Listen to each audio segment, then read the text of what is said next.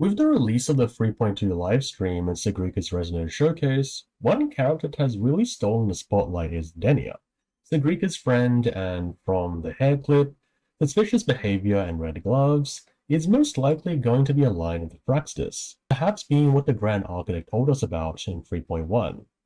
However, one of the questions many people have had, especially me, is why Denia seems to have so many nods to paper dolls in her design. It features as a hairband, it's on her gloves, and it may very well be on other parts of her character that we haven't even seen yet. As someone who enjoys tackling the symbolism and figurative layering of this sort of design language, today I want to do some analysis and theory crafting for what potentially these paper dolls could represent or mean. To preface, I have three main theories, in the order of which I believe are most likely. The first theory is the surface symbolism that you can observe with linked paper dolls. Considering that they're linked together, it may be a nod to unity and continuity.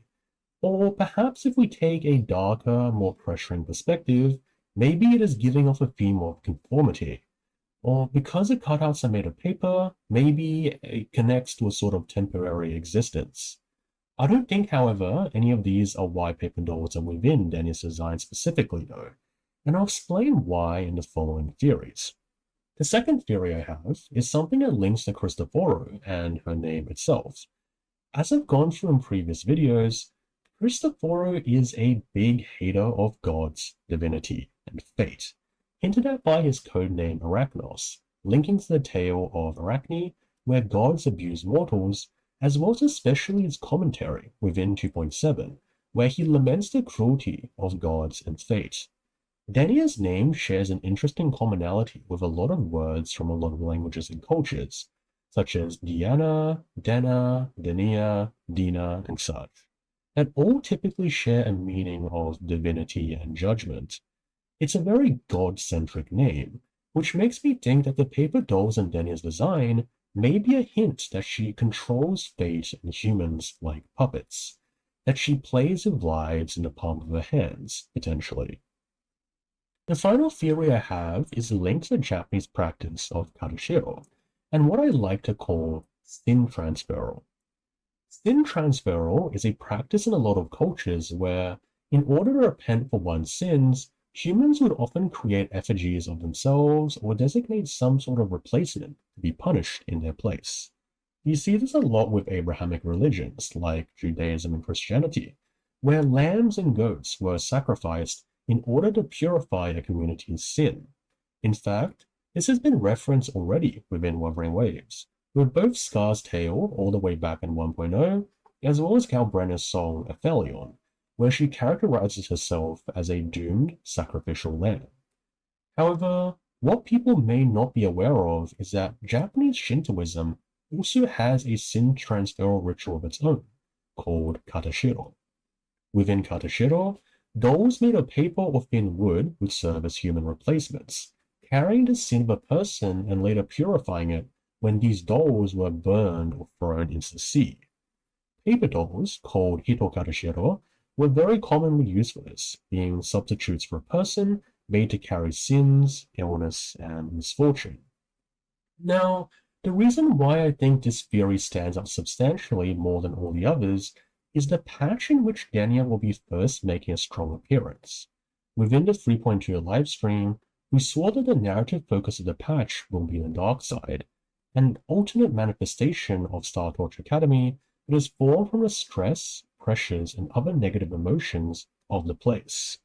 It goes to say that Denia, if her paper dolls are focused on Katashiro, of holding misfortune and negativity, would make perfect sense of being connected to this place.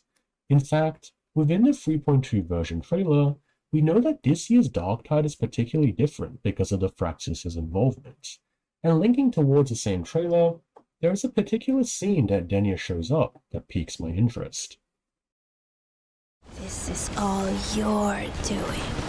Your expectations are the chains that bound her. I thought you might have been linked to the recent disturbances. No, so you're just another victim. Within this, we see what seems to be Denia commentating that It is expectations that are the chains that bound Sagrika. However, Rover responds by saying, I thought you might have been linked to recent disturbances, which I interpret as meaning that it is Denia that is making the dark side this year so dangerous, as it would make sense that she has the powers to manipulate these negative emotions that form this Sonoro if we go off of the symbolism of the Katashiro. However, I find it particularly interesting that Rover also says to Denia, I assume, but now I see you're just another victim. That makes me think that while Denia seems very aligned with Fraxidus, her involvement may be less than willing. After all, if Katashiro paper dolls line her entire character, then it seems that while she can control the negative emotions that make up the Sonoro, she's also piling them all onto herself, being a melting pot of misfortune, if you will. I think in the future, it may come to pass that Denia's character is more complicated than we currently imagine. I don't think she's fully an evil, even a willing character within the Fraxis' plans. What do you think? I just quickly decided to make this video right before 3.2 came out, so we'll see in quite literally a day if my assumptions were correct. As always, if you enjoy this sort of content, feel free to support me by subscribing, even donating or becoming a channel member. It really means a lot. But as always, I'll be playing 3.2, so I'll see you all in the next video.